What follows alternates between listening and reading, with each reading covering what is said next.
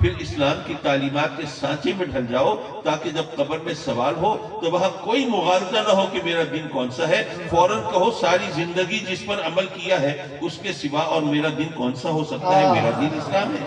سبحان اللہ. اس سوالوں کی تیاری کوئی آسان نہیں ہے. بھئی اس امتحان بھی تو ساری زندگی کا ہے نا، تو کوئی محنت تو ہوگی، کچھ وقت تو لگے گا. لیکن بہرحال پتہ تو چلا کس طرح تیاری کرنی ہے. لیکن مشکل ہے آخری سوال کے بارے میں. وہ ہوگا نبی پاک صلی اللہ علیہ وسلم کے بارے میں.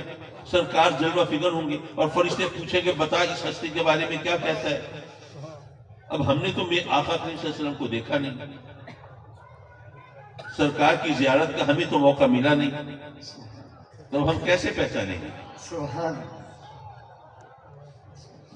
کیا ایسا ممکن ہے کہ آقا کریم صلی اللہ علیہ وسلم کی کوئی شبیہ مبارک ہو، تصویر ہو، وہ جناب انلارجمنٹس ہو، بڑی بڑی تصویریں وہ مسجدوں میں، وہ مدرسوں میں، وہ خانقاہوں میں، وہ بازاروں میں، چوکوں میں، گھروں میں جگہ جگہ لگی ہوئی ہوں، اور ہمارے مذہبی پیشوا، ہمارے علماء کرام، ہمارے مشائخ اعظام، ہمارے دینی رہنما ہمیں بتائیں کہ دیکھو یہ جو تصویر ہے نا، یہ جو چہرہ مہرہ ہے، یہ جو خد و خال ہیں، نقش و نگار ہیں، لب و رخسار ہیں، یہ جو ہستی ہے، یہ ان کے بارے میں قبر میں سوال ہوگا. اس تصویر کو آنکھوں میں بسا لو اور سینے میں سجا لو، یہ ہمارے نبی پاک صلی اللہ علیہ وسلم ہے. کیا ایسا ممکن ہے؟ ایسا بھی ممکن نہیں. بلکہ میں عرض کروں گا اگر ممکن ہوتا بھی تو مسئلہ تو حل نہ ہوتا. کیوں نہ ہوتا؟ اس لیے کہ ہر ایک جانتا ہے کہ میرے آقا کریم صلی اللہ علیہ وسلم کے ساتھ جن کافروں نے، جن مشرکوں نے، جن منافقوں نے زندگی گزاری، میرے آقا کریم کا دور ملا، زمانہ ملا، زندگی ساتھ گزارنے کا موقع ملا، لیکن دلوں پر مہریں لگی رہی، کلمہ پڑھ نہیں سکے، ایمان لا نہیں سکے. تو وہ کافر، وہ مشرک، وہ منافق جنہوں نے میرے آقا کریم کے ساتھ زندگی گزاری لیکن مسلمان نہیں ہو سکے، کیا قبر میں پہنچے تو انہوں نے پہچان لیا تھا سرکار کو؟ کتنی بار دیکھا ہوگا انہوں نے آقا کریم کو؟ بے شمار بار دیکھا ہوگا، بے شمار بار دیکھا ہے، زندگی ساتھ گزاری ہے، آپ کے خلاف سازشوں کے تانے بانے بنتے رہے ہیں، لیکن قبر میں پہنچے اور فرشتوں نے سوال کیا، کیا جواب دیا؟ حدیث بتاتی ہے لا ادری، لا ادری، ہمیں نہیں پتا یہ کس ہستی کے بارے میں سوال کرتے ہیں. جنہوں نے بے شمار بار دیکھا وہ قبر میں نہیں پہچان سکے سرکار کو، لیکن آج 1500 سال گزر گئے.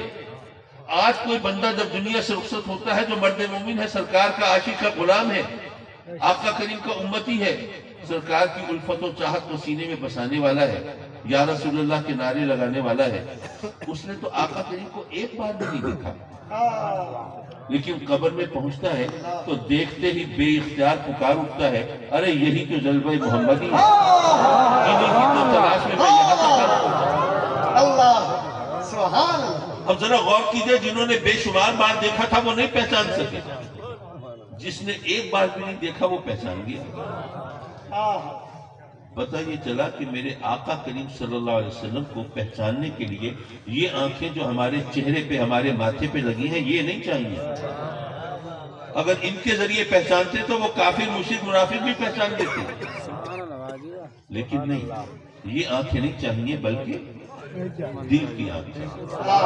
نعرہ تکبیر، نعرہ رسالت، فیضان کرم حضور غزالی زمان، شہزادہ حضور غزالی زمان. کیا بات ہے حضور، سبحان اللہ سبحان تو اللہ. پھر کیا خیال ہے کسی آئی اسپیشلسٹ سے، ماہر امراض چشم سے، آنکھوں کے ڈاکٹر سے پھر اپوائنٹمنٹ لینی چاہیے کہ ڈاکٹر صاحب ذرا میرے دل کی جو آنکھ ہے اس کی آئی سائٹ، اس کی نظر تو چیک کر دیں. اگر یہ نظر اس کی کمزور ہوئی دل کی آنکھ کی تو قبر میں پھر کیا بنے گا ہمارا؟ سرکار کو کیسے پہچانیں گے؟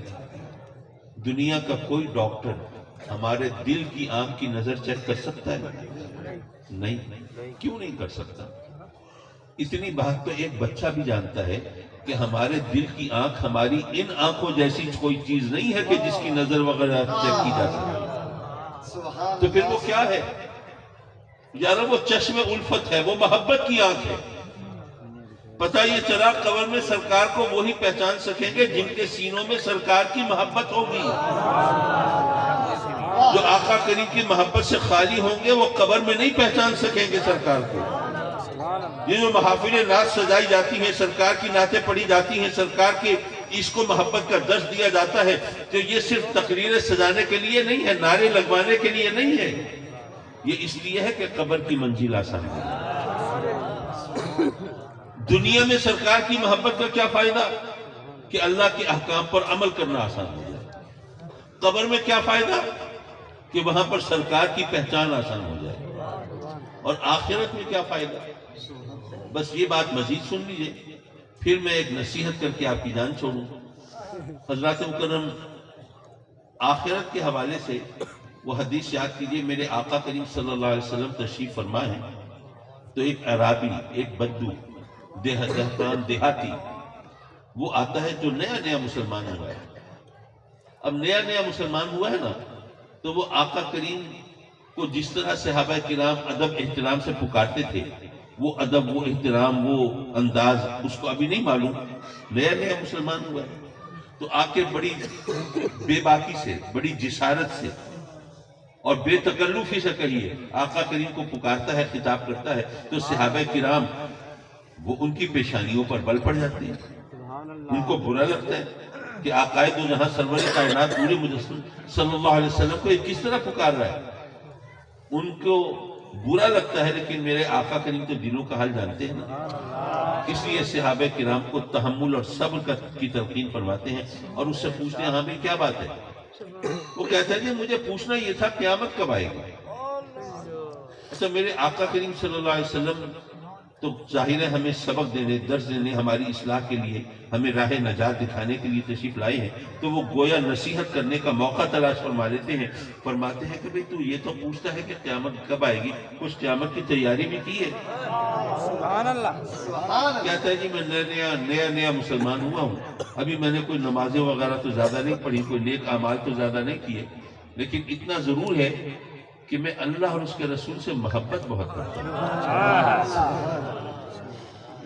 ماشاءاللہ آج کے علماء ہوتے تو کہتے ہیں جناب یہ محبت کا کیا کریں گے، یہ یہاں پر اعمال تولے جا رہے ہیں، میدان محشر میں حساب کتاب ہونا ہے، نیکیوں کی بات ہوگی، یہ محبت کون سی ایسی چیز ہے کہ جس کا حساب کتاب دینا ہوگا؟ بھائی تم بتاؤ کہ تم نے نیکیاں کیا کی ہیں، لیکن نہیں، میرے آقا کریم نے کیا جو جواب دیا، حضرت انس بن مالک میرے آقا کریم صلی اللہ علیہ وسلم کے جلیل القدر صحابی، وہ کہتے ہیں کہ مجھے زندگی میں کبھی اتنی خوشی نہیں ہوتی تھی جو آقا کریم کا جواب سن کے ہوئی۔ کیا جواب عطا فرمایا؟ سبحان اللہ۔ فرمایا المرء مع من احب، ارے تجھے اللہ اور اس کے رسول سے محبت بہت ہے تو پھر قیامت کی فکر کیا ہے؟ بھئی جس سے محبت ہوگی قیامت کے بعد پھر اسی کی رفاقت ہوگی، انہی کا ساتھ ہوگا، انہی کی ہم نشینی ہوگی۔ تو جب تجھے اللہ اور اس کے رسول سے محبت ہے تو پھر تجھے کیا فکر ہے؟ جب تجھ سے محبت ہم سے کرتا ہے تو ہماری ہم نشینی تجھے نصیب ہوگی۔ حضرت انس بن مالک کیوں خوش ہوئے؟ وہ اس لیے کہ وہ سوچتے تھے کہ آقا کریم کی غلامی کے صدقے میں جنت تو مل جائے گی، لیکن ظاہر ہے کہ آقا کریم جنت میں جس مقام پر تشریف فرما ہوں گے وہاں تک ہم لوگوں کی رسائی کیسے ہو پائے گی؟ سبحان اللہ۔ تو جنت تو مل جائے گی لیکن آقا کریم کی رفاقت تو نہیں ملے گی، سرکار کے دیدار کا شرف تو نہیں ملے گا، زیارت کا موقع تو نہیں ملے گا۔ تو جہاں محبوب نگاہوں سے اوجھل ہو وہ کیا خاک جنت ہے؟ وہ کہتے ہیں کہ ذہن میں یہی خیال آتا تھا کہ جنت میں تو ہوں گے لیکن آقا کریم سے تو دور ہوں گے، لیکن جب آقا کریم نے فرمایا کہ جس سے محبت ہوگی اسی کی رفاقت ہوگی تو پھر تسلی ہوگی۔ سبحان اللہ۔ سبحان اللہ۔ حضرات مکرم، سبق کیا ملا؟ آپ ذرا سوچئے، ہر ایک اپنے ذہن کے مطابق سوچے، آپ کوئی ایسا عمل اپنے ذہن میں لا سکتے ہیں، کوئی ایسی نماز، کوئی ایسا روزہ، کوئی ایسا صدقہ، کوئی ایسی خیرات، کوئی ایسی نیکی، کوئی ایسا کام آپ کے ذہن میں آتا ہے کہ آپ سوچیں کہ اگر یہ کام میں کر لوں تو میں جنت میں اس مقام پر پہنچ جاؤں گا جہاں سرکار تشریف فرما ہوگا؟ کوئی عمل ذہن میں آتا ہے ایسے؟ ہم بیچارے نماز پڑھتے بھی ہیں تو وہ اگر قبول کر لیتا ہے اس کے کرم کی بات ہے، ورنہ ٹوٹی پھوٹی نمازیں ہوتی ہیں، سر سجدے میں ہوتا ہے، دھیان کاروبار میں ہوتا ہے۔ روزہ رکھتے ہیں، وہ قبول کر لے اس کا کرم، ورنہ روزہ بھی رکھتے ہیں، چغلیاں بھی کھاتے ہیں، غیبت بھی کرتے ہیں، جھوٹی قسمیں بھی اٹھاتے ہیں، دھوکے بھی دیتے ہیں، صحیح بات ہے. حج کرنے جاتے ہیں، یقیناً بہت بڑا شرف ہے، فضیلت ہے، لیکن وہاں بھی جاتے ہیں تو بد نگاہی کا شکار رہتے ہیں اور جناب نفس کے چکر میں آئے رہتے ہیں، شیطان کے مکر و فریب کا شکار ہوتے ہیں. تو یارو یہ عبادت ریاضت جو ہمارے اعمال ہیں ٹوٹے پھوٹے ہیں وہ قبول کر لیتا ہے، اس کے کرم کی بات ہے، ورنہ ان کی تو کوئی اوقات اور حیثیت نہیں ہے. تو ان اعمال کی بنیاد پر تو ہم جنت میں اس مقام پر نہیں پہنچ سکتے جہاں سرکار تشریف فرما ہوں گے. لیکن آقا کریم کے فرمان کے نتیجے میں نتیجہ یہ نکلا کہ سرکار کی بارگاہ میں حاضری کا موقع ہمیں کسی عمل کے صدقے میں تو نہیں ملے گا، لیکن سرکار سے محبت کے صدقے میں ملے گا. نعرہ تکبیر، نعرہ رسالت، عظمت مصطفیٰ، فیضان کرم حضور غزالی زمان. کیا بات ہے. دیکھیں بھائی، یہ سارے اپنے سوچ کے زاویے ہوتے ہیں، ہم بات کس طرح سوچتے ہیں یہ تو اس کا نتیجہ ہے. اور اس حوالے سے میں صرف ایک بات سنا کے بات ختم کر رہا ہوں. ایسا ہوا کہ ایک ریڈیو پر لائیو پروگرام چل رہا تھا جس میں لوگ، آپ نے بھی دیکھا ہوگا ٹی وی پر ریڈیو پر بعض اوقات پروگرام چل رہے ہوتے ہیں، نمبر بتاتے ہیں، بھئی یہ ایک ٹیلی فون نمبر ہے، اس پہ رنگ کریں تو آپ کا کانٹیکٹ ہو جائے گا، آپ جناب بات کر سکیں گے، کوئی فرمائش کرنا چاہتے ہیں وہ کر سکیں گے، یا اگر آپ نے کوئی لطیفہ سنانا ہو، کوئی شعر سنانا ہو، کوئی چیز سنانی ہو وہ سنا سکیں گے. اس طرح آپ کا کانٹیکٹ ہو جائے گا. ایسے پروگرام چلتے ہیں ریڈیو ٹی وی پر. تو وہ ریڈیو پر ایک پروگرام چل رہا تھا جو بڑا پاپولر پروگرام تھا، بہت ہر دل عزیز پروگرام تھا، بہت لوگ اسے شوق سے سنتے تھے اور جناب اس کے اندر کالز کرتے تھے اور جناب باتیں کرتے تھے، فرمائشیں کرتے تھے، ہمیں فلاں نغمہ سنا دو اور فلاں لطیفہ سنا دو اور یہ کر دو وہ کر دو. تو وہ بڑا پاپولر پروگرام تھا، تو چل رہا تھا. تو اتنے میں ایک فون آیا، ایک کال آئی، ایک بوڑھی عورت بول رہی ہے اور کہتی ہے کہ جی میں فلاں بلڈنگ کے فلاں فلیٹ میں رہتی ہوں. اس نے اپنا سارا ایڈریس بتایا کہ اس بلڈنگ کے میں وہ فلیٹ بنے ہوئے ہیں، تو وہ اس فلیٹ میں رہتی ہوں اور 2 دن ہو گئے مجھے کھانے کو کچھ نہیں ملا. تو اس پروگرام کے توسط سے میں اپنے لسنرز کو، اپنے سامعین کو یہ کہنا چاہوں گی کہ اگر کوئی شخص مجھے کوئی کھانے پینے کا سامان پہنچا دے تو مجھے یقین ہے میرا رب اس کو اپنی رحمتوں سے نوازے گا، اسے جنت عطا فرمائے گا، اس کی خطاؤں کو بخش دے گا اور اس طرح اللہ کے انعام و اکرام سے سرفراز ہوگا. اچھا، وہ پروگرام چونکہ بہت زیادہ لوگ سنتے تھے تو سننے والوں میں اتفاق سے ایک ایتھسٹ تھا. ایتھسٹ کہتے ہیں ملحد کو، جو بے دین ہونا، اللہ رسول کا منکر، دین مذہب سے بیگانہ. اس نے جیسے یہ بات سنی نا، اس کے ذہن میں قلب بازی اٹھائی. اس نے ایک موقع بن گیا. اس نے فوراً گاڑی کی چابی اٹھائی، مارکیٹ میں گیا، وہاں سے کھانے پینے کا سامان لیا اور جس بلڈنگ کا پتہ اس عورت نے بتایا تھا وہاں پہنچ گیا. وہاں پر جو نگران تھا بلڈنگ کا، اس سے کو بلایا، پوچھا بھئی فلاں فلیٹ میں کون رہتا ہے؟ اس نے کہا ایک بوڑھی عورت رہتی ہے.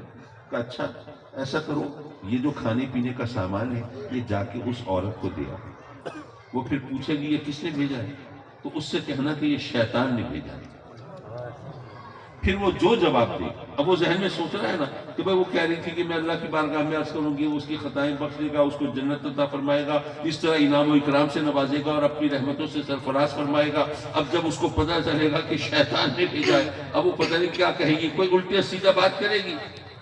تو وہ جو اللہ رسول کے ماننے والے ہیں، جو مذہب کے پیروکار ہیں، ان کے لیے مذاق بن جائے گا، لطیفہ بن جائے گا. تو اس نے اس بندے سے کہا کہ دیکھو یہ فون نمبر میں لکھ کے دے رہا ہوں، یہ ریڈیو پر پروگرام چل رہا ہے، جو وہ عورت جو جواب دے یہ تم اس نمبر پہ فون کر کے بتا دینا کہ بھی اس طرح بوڑھی عورت تھی، اس کے لیے کھانے پینے کا سامان آیا.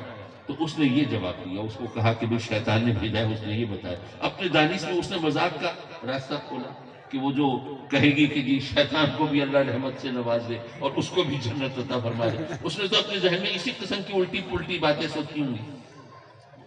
اب وہ جناب وہ بندہ گیا اس فلیٹ پہ، گھنٹی بجائی، وہ عورت آئی، ہاں جی کیا بات ہے؟ اس نے کہا کہ جی یہ آپ کے لیے کچھ سامان آیا. اس نے دیکھا کھانے پینے کا سامان ہے، بیچاری 2 دن سے بھوکی تھی. وہ فوراً لے کے چل پڑی کچن کی طرف. تو اس بندے نے کہا کہ پوچھو گی نہیں یہ کس نے بھیجا ہے؟ تو عورت کہتی ہے نہیں مجھے پوچھنے کی ضرورت نہیں ہے، میرے رب نے کام لینا ہونا وہ شیطان سے بھی لے لے. واہ واہ واہ، حضور کیا کہنے. اللہ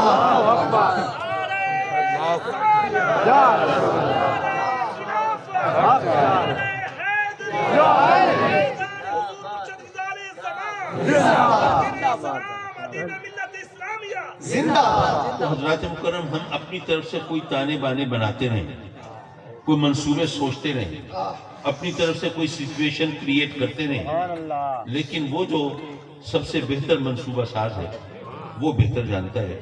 تو اگر ہم اسی سے لو لگا کے رکھیں اور اسی پر تمام معاملات چھوڑ دیں تو پھر یہ دنیا بھی ہماری اور وہ دنیا.